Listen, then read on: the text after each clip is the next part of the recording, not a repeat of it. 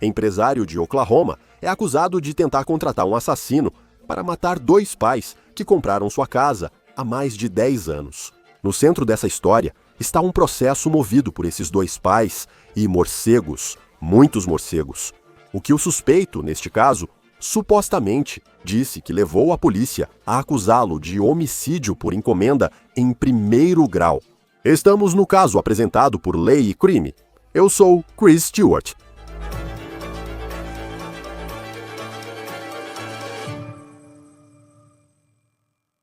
O processo de comprar uma casa é muito estressante. Quem já passou por isso sabe que envolve muito dinheiro. Há vários passos a seguir, o que é estressante tanto para quem compra quanto para quem vende uma casa. Mas, raramente, vemos casos em que uma das partes tenta supostamente contratar um assassino de aluguel para matar a outra parte. Mas é isso que estamos lidando nesta história.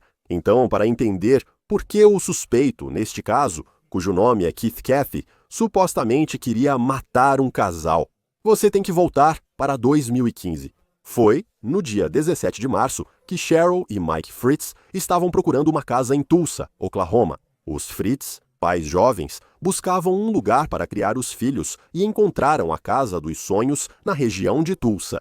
A casa estava sendo vendida por um homem chamado Keith Caffey, e de acordo com o LinkedIn dele, ele era um vendedor de equipamentos médicos bem-sucedido, vencedor do Clube do Presidente 7 vezes, segundo o próprio LinkedIn. Documentos judiciais mostram que Keith Caffey colocou a casa à venda em fevereiro de 2015. Parece que ele achou seus compradores, os Fritz, meses depois. Documentos judiciais indicam que Cat afirmou não saber de problemas na casa. O documento afirma que ele não sabia de defeitos nas paredes, tetos, fundação, porão, abrigo, pisos, janelas, portas, cercas ou garagens. Tudo parecia bom conforme os papéis assinados. Se você já comprou uma casa, sabe que ter a oferta aceita é só o começo. Antes de fechar o negócio, é preciso inspecionar e verificar possíveis problemas no imóvel. Sem problemas na casa, os Fritz fizeram uma oferta e compraram de Cat por $445 mil. Os documentos afirmam que a inspeção não encontrou problemas graves, apenas necessidade de atualizar alguns eletrodomésticos. Relatório de dedetizadores não apontou problemas. Com tudo indo bem, os Fritz compraram a nova casa dos sonhos em 7 de maio de 2015. Ao se mudar para uma casa, sempre surgem coisas para consertar ou resolver que talvez não tenha notado na compra. Isso pode acontecer com frequência, mas nada se compara ao que os Fritz dizem ter passado poucos dias depois de entrarem na nova casa. 2 dias após a mudança, em 9 de maio, eles relataram ter encontrado uma poça de água no chão da casa. E eles também encontraram frestas e peitoris na janela. Encontraram insetos mortos nos peitoris das janelas da sala e de um quarto no andar de cima. E os problemas continuaram. No dia seguinte, que era o Dia das Mães, os Fritz viram água entrando na casa pelo banheiro principal. Então, enquanto eles estavam limpando aquilo, os documentos afirmam que a água começou a escorrer para a sala de estar da casa através de uma caixa de som no teto. No mês seguinte, encontraram mais insetos mortos na banheira. Cheryl, a esposa, começou a ter uma queimadura de sol sem explicação.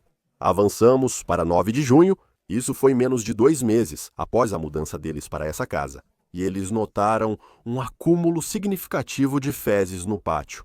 E quando descobriram o que eram aquelas fezes, perceberam que podiam ter um problema com morcegos. Os documentos dizem que os Fritz enfrentaram vazamento de água e erupções cutâneas por semanas. Eles contrataram um exterminador que encontrou aqueles insetos mortos na casa deles. Eles são chamados de percevejos de morcego, muito parecidos com percevejos de cama. Mas a casa dos horrores continuou, pois os Fritz passaram a procurar morcegos para descobrir como entravam em sua casa. E os Fritz disseram que viam os morcegos entrando e saindo da casa e conseguiam ouvir morcegos dentro das paredes da casa. Então eles tinham um grande problema nas mãos. Eles relataram que os problemas com a água persistiram até dezembro, quando viram água escorrendo pela luminária do teto. Os Fritz não esconderam seus problemas e os tornaram públicos. Eles receberam a emissora local de televisão de Tulsa, KO Televisão, em sua casa para contar sua história. Os Fritz processaram Keith Caffey em maio de 2016. Eles o acusaram de não divulgar defeitos na casa e disseram que Cathie sabia dos problemas nesta casa quando a vendeu para eles. Eles escreveram que encontraram lã de aço sendo usada para bloquear pontos de acesso de morcegos na casa e também encontraram recipientes de amônia descartados no sótão, que é uma forma de tratar infestações de morcegos. Um júri concedeu à família Fritz $546 mil. Com taxas, o total passou de $1 milhão. Esse caso se arrastou por uma década, indo e voltando em apelações, mas foi finalizado em julho deste ano. Keith Cathey aparentemente não lidou bem com isso. E é assim que chegamos ao ponto em que ele supostamente tentou contratar um matador de aluguel para matar Fritz. Relatórios policiais mostram que em 17 de abril, ou seja, antes do processo ser finalizado, Keith Caffey recebeu um encanador em sua casa. Keith agora vive em Broken Arrow, subúrbio de Tulsa, Oklahoma. Segundo a polícia, o encanador, que já havia trabalhado para Cathey, finalizava o serviço e conversava com Keith Cathey. Foi então que Cathey mencionou alguns dos problemas legais recentes dele, e ele conta ao encanador que acabou de receber uma sentença de $1 milhão contra ele. Antes de voltar ao episódio de No Caso, um dos mais assistidos do YouTube, preciso falar sobre nosso parceiro e patrocinador, Morgan, o maior escritório de advocacia de lesões dos Estados Unidos da América. Eles têm mais de 1.000 advogados e ganham muito. Eles já recuperaram mais de $25 bilhões para mais de 500 mil clientes. Recentemente, um cliente na Flórida recebeu $12 milhões americanos após a seguradora propor só US$ 350 mil. Na Pensilvânia, um cliente ganhou $26 milhões, 40 vezes mais que as 650 mil da seguradora. Na Pensilvânia, um cliente recebeu $29 milhões após oferta inicial de $500 mil. Mesmo que você ache que seu caso não vale milhões, por que não lutar pelo que merece? Morgan facilita iniciar uma reivindicação, permitindo que você faça isso em apenas 8 cliques no celular. Então, se você se machucou e precisa iniciar uma reivindicação, acesse www.forthepeople.com/overthecounter. Você também pode escanear este código QR na sua tela ou clicar no link abaixo. Cathey, então, supostamente, disse ao encanador que lhe daria $100 mil para matar as pessoas que o processaram. No início, o encanador riu da situação, achando que Cathey só estava brincando ou desabafando. Mas então Cathey supostamente continuou insistindo. Ele supostamente disse que queria Fritz morto e continuou oferecendo dinheiro ao encanador. Nesse momento, o encanador afirmou que se sentiu muito desconfortável e acreditou que Cathey estava falando sério sobre a má ameaça. Então ele terminou o trabalho, foi embora e ligou para a polícia. Agora, o que talvez Cathey não soubesse é que o encanador disse que a empresa dele lhe dá um telefone. E o motivo pelo qual eles dão esse telefone específico para ele é que exigem que ele grave todas as conversas enquanto está trabalhando. E isso é para fins de atendimento ao cliente. Então, a polícia diz que tem toda a conversa que Cathey teve com as supostas ameaças que ele estava fazendo contra o Fritz. Especificamente, foi isso que Cathey disse, abre aspas, essas pessoas me processaram há 4 anos depois que eu vendi minha casa, droga. Eles têm morcegos na casa deles. Se você conhecer um matador de aluguel, eu daria $100 mil para que essas pessoas fossem mortas. Eu não estou nem brincando. Ele declarou no julgamento que não podia dizer ao júri que Fritz comprou sua casa 5 anos antes do processo, mas isso contradiz o processo, pois Cathey colocou a casa à venda e a vendeu para Fritz em 2015. O processo foi aberto em 2016. Você soube dos problemas que a família Fritz teve logo após se mudar para a casa. Então, supostamente, Cathey está mentindo aqui para esse encanador. Agora, Cathey também disse, abre aspas, me liga, não estou brincando. Eu te dou $100 mil para salvar minha vida. Não estou brincando. Perguntei a pessoas em situação de rua. Dou $100 mil em dinheiro e até te levo até o local. Ele disse: já pensei em ir lá fazer isso. Minha esposa chorou e surtou, achando que vou para a prisão. Fiquei, tipo, bom. Após essa conversa gravada, a polícia disse que tentou obter mais informações da Cat. Um policial chegou a enviar uma mensagem de texto anônima para ele sobre o desejo dele de contratar um matador de aluguel. E quando Kathy respondeu quem é, o policial disse que se ofereceu para ajudar Cat com o problema de morcegos. Kathy respondeu: estou bem. No dia 4 de setembro, Keith Caffey foi preso e acusado de solicitação para assassinato em primeiro grau. A fiança dele foi fixada em $200 mil, valor que ele pagou. O jornal Independente contatou Cat após sua libertação. E tudo o que ele supostamente dizia para eles era que tudo isso foi um grande mal-entendido, mas ele não dizia mais nada. Falei com a família Fritz e eles disseram que não vão comentar por enquanto. Eles nos deram o contato do advogado deles, mas ainda não tivemos retorno dele. Os registros do Tribunal de Oklahoma mostram que Mike e Cheryl Fritz solicitaram ordens de proteção de emergência contra Kathy. Recebemos agora o advogado criminal e ex-promotor Matt Mangino. Obrigado por estar conosco no Law and Crime. Caso fascinante e também muito assustador para esse casal, com certeza. Você leu os documentos de prisão, assim como o processo que remonta ao período de 2015-2016. Quão forte parece ser o caso do estado de Oklahoma.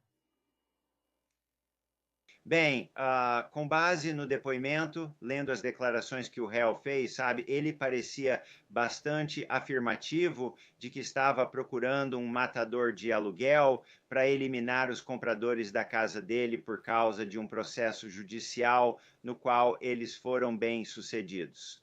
E sabe, uma das coisas que chama a atenção é que mesmo enquanto falava com o informante, ele disse: olha, não estou brincando. Ele queria deixar claro: não estou brincando, estou procurando um matador de aluguel, estou disposto a pagar $100 mil, estou disposto a levá-los até a casa para realizar isso, como ele descreveu essa execução. Então, essas são palavras bastante condenatórias em relação a essa acusação de solicitação. Sim, porque você lê e, à primeira vista, quero dizer, é exatamente isso que é. Você está tentando contratar um matador por causa deste processo. Aqui está o casal e o endereço deles. É sempre uma coisa após a outra, marcando as caixas. Acho que muitos podem olhar e dizer: aqui está um faz-tudo. Eu, pessoalmente, não falo desse jeito, mas conheço pessoas que têm a língua bem afiada e falam umas coisas para desabafar. E ele não sabia que estava falando com alguém que iria à polícia por causa disso. Como você traça a linha entre estar apenas muito frustrado, tipo, você acabou de perder um processo de $1 milhão, e ao mesmo tempo preocupado que ele talvez queira mesmo fazer isso? Você está certo, Chris, é uma linha tênue. E eu acho que, sabe, um dos problemas que os promotores podem ter com esse caso é que no depoimento o investigador diz que entrou em contato diretamente com o réu e disse: ei, eu posso te ajudar, sabe, com esse problema do bastão. E basicamente o réu disse: ei, estou bem. Então, sabe, isso é indicativo de alguém que só estava desabafando e de alguma forma acabou se envolvendo nessa situação com um informante, ou sabe, essa pessoa meio que desistiu de suas intenções. Então talvez em algum momento ele estivesse realmente empolgado e quisesse causar algum dano a essas pessoas. Isso nunca aconteceu. E depois ele meio que voltou atrás dizendo: ei, está tudo bem, quando finalmente apareceu alguém respondendo à sua solicitação por um matador de aluguel. Você é ótimo para conversar, pois já esteve do lado do promotor construindo o caso. Agora, você está ao lado do advogado de defesa, tendo que defender alguém como o suspeito Keith Caffey. Se ele fosse seu cliente, quero dizer, quão confiante você estaria em defender esse caso, sabendo que o argumento seria: olha, o cara fala demais, ele não fala do jeito que muita gente gostaria que ele falasse. Como acha que o júri receberia esse argumento? Bem, como eu disse, Cris, eu focaria nesses dois pontos na hora de defender essa pessoa. E aquelas não eram ameaças reais. Ele não estava realmente procurando um matador de aluguel. Ele está bravo. Ele está basicamente se gabando para esse cara que trabalha para ele, dizendo que vai acabar com essas pessoas, ou está procurando alguém para fazer isso, ou até vai levá-lo para isso. Eu mesmo. A questão é que, ao falar sobre, sabe, qual é o motivo aqui? Olha, realmente não existe um motivo. E eu vou te dizer por quê. Sim, claro, ele está bravo com essas pessoas, porque elas conseguiram esse julgamento enorme contra eles. Matá-los não fará o julgamento sumir. O julgamento ainda está lá e esse julgamento existiria para os herdeiros deles cobrarem. Sabe, isso não é uma situação em que, tipo, eu quero eliminar essas pessoas e aí não vou mais precisar pagar o dinheiro. Então você realmente precisa tentar aprofundar essa questão para o júri. Quando surgiu uma chance, alguém ligou e disse: Posso te ajudar com seu problema com morcegos? Ele disse: não, estou bem. Sabe, ele deixou para lá, ele retirou a solicitação dele. Então é nisso que eu focaria em relação a esse caso. E voltando para o lado do promotor, porque eu consigo ver o argumento de que existem mais de 500 mil motivos para ele ficar realmente irritado com esse casal. Quer dizer, isso é uma quantia de dinheiro que muda a vida para ser perdida em um caso que realmente te prejudica. Qual seria o argumento, como promotor, para afirmar esse julgamento ainda poderia ocorrer, mas a raiva da derrota e o sentimento de injustiça o afetaram? Avaliando como promotor, quão forte é o argumento de que o julgamento foi o motivo para ele querer agir assim? Bem, sabe, acho que você pode olhar para isso de duas maneiras. Primeiro, sabe, teríamos que olhar mais de perto para ver qual valor está sendo devido, quanto já foi pago, se algo já foi pago. Mas a outra coisa que eu insistiria do ponto de vista da acusação é: olha, isso é sobre vingança. A sentença o deixou irritado, mas ele está bravo com essas pessoas porque elas o arrastaram para o tribunal. Sabe, ele vendeu uma casa para eles e agora deve US$ 1 milhão para eles. Então, sabe, eu diria mesmo que isso é mais sobre vingança do que simplesmente tentar evitar pagar essa sentença.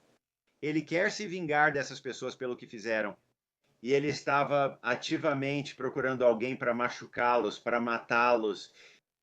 E outra coisa que eu realmente enfatizaria é, olha, ele teve todas as oportunidades durante essa conversa para dizer, sabe, eu só estou bravo, sabe, eu só estou desabafando. Não, ele queria deixar claro para o informante, eu não estou brincando. Eu pago US$ 100 mil, eu deixo o matador no lugar onde os assassinatos vão acontecer. Isso não é alguém desabafando. Isso é alguém planejando um assassinato. E é nisso que eu insistiria se eu fosse o promotor. Se você é o promotor, tem acesso à conversa dele com o faz-tudo. Interessante ao ler o documento do tribunal, em que ele escuta alguém para quem já prestou serviços, mas tudo foge do controle, quando ele afirma não querer participar dessa conversa. E isso certamente faz parte também, quando ele ficou desconfortável com o fato de sentir que o réu estava muito determinado a realmente querer fazer isso. Que outras provas você reuniria se estivesse montando esse caso, além daquela conversa que eles tiveram? Bem, eu procuraria pessoas próximas a ele, ao réu, pessoas com quem ele talvez tenha trabalhado, pessoas com quem ele convivia ou fazia outras atividades. Ele falou sobre isso? Ele falou isso para outros? Ele pediu ativamente para outras pessoas tentarem matar as vítimas, os autores deste processo? Então, esse seria um ponto, dá muito trabalho de base no sentido de entrar em contato com pessoas e tentar fazer algumas conexões onde você possa ter um padrão consistente dele entrando em contato ou falando sobre realizar esses assassinatos. Eu sei que esse caso está acontecendo em Tulsa. Você atua na Pensilvânia. Qual é a pena típica para uma acusação de assassinato por encomenda se você for considerado culpado disso? Se essa única conversa foi só uma conversa que ele teve com um faz-tudo, se isso acabar levando a um veredito de culpa, que tipo de punição ele poderia enfrentar, digamos, se isso tivesse acontecido na Pensilvânia? Se isso fosse na Pensilvânia, ele enfrentaria acusação de crime de primeiro grau com pena de 20 a 40 anos de prisão. Então, essa é uma infração muito grave e que poderia sujeitá-lo a uma punição severa se ele fosse condenado no final. E sobre um acordo judicial, como seria? Ele foi acusado hoje, então ainda há um longo caminho. Mas normalmente, em um caso em que talvez ele esteja buscando um acordo, sabe? Talvez ele simplesmente não, sabe? Ele realmente, no fundo do coração, sentiu que estava apenas desabafando. Não ocorreu, mas tem várias provas contra ele. Como descobrir como seria um acordo judicial? Bem, Chris, como você sabe, nós acompanhamos muitos desses julgamentos. E, na verdade, o que define um acordo favorável é a força do caso. Então, quão confiantes os promotores estão de que podem provar essa solicitação além de qualquer dúvida razoável? E quão confiante está a defesa de que pode defender esse caso com sucesso? Todos esses fatores entram na equação. Sabe, há muitos casos em que os promotores estão muito confiantes em relação ao seu caso e não há nenhuma oferta de acordo. Você não tem direito a uma oferta de acordo nos tribunais do país. Sabe, você pode dizer, olha, você pode se declarar culpado abertamente pela acusação de solicitação e o juiz vai te sentenciar e nós vamos pedir a pena máxima. E você pode argumentar o que quiser. Isso acontece em alguns casos. Mas, de verdade, sabe, em casos sérios, nos quais os promotores estão muito confiantes, eles nem precisam oferecer um acordo judicial. O caso vai a julgamento e tudo ocorre como deve ser. Que tipo de júri você procuraria se estivesse defendendo esse cliente em um julgamento? Bem, eu realmente gostaria de pessoas de mente aberta. Em muitas situações, advogados de defesa ficam relutantes em colocar profissionais em júris, como professores e pessoas assim, porque eles realmente analisam as coisas de vários ângulos diferentes e talvez analisem um pouco mais do que outras pessoas fariam. Nessa situação, acho que eu gostaria de ter um júri mais instruído, pessoas que ocupam cargos profissionais e que poderiam olhar para isso e dizer: ei, escuta, todos nós dizemos coisas que não queremos dizer, todos nós desabafamos. Certamente esse cara está bravo porque perdeu US$ 1 milhão, mas ele estava realmente tentando fazer com que esse encanador encontrasse um matador para ele. Eu não acho. E sem mais nada para comprovar isso, nenhum outro contato com outras pessoas, eu gostaria que um júri dissesse: olha, escuta, todos nós já passamos por isso. Todos nós já dissemos coisas que não queríamos dizer. A menos que você possa nos mostrar que ele tomou alguma outra atitude afirmativa para realizar isso, nós não vamos considerar esse homem culpado. E eu sei que ignorar uma lei não é uma defesa. Mas quão eficaz você já viu a defesa "eu estava só brincando" nesses casos em que as provas são principalmente verbais? Sim, quero dizer, esse é um argumento legítimo para um júri, tipo, o que mais foi feito neste caso para levar adiante essa solicitação? Para cometer assassinato. Então, se eu fosse um jurado, eu gostaria de saber, sabe? Isso é só uma conversa que esse cara teve porque estava bravo e está dizendo todas essas coisas estranhas para um cara que está trabalhando na casa dele? Ou ele tinha uma conta com US$ 100 mil nela? Ele saiu e comprou uma arma dizendo, sabe, eu vou dar isso para quem cometer esse assassinato.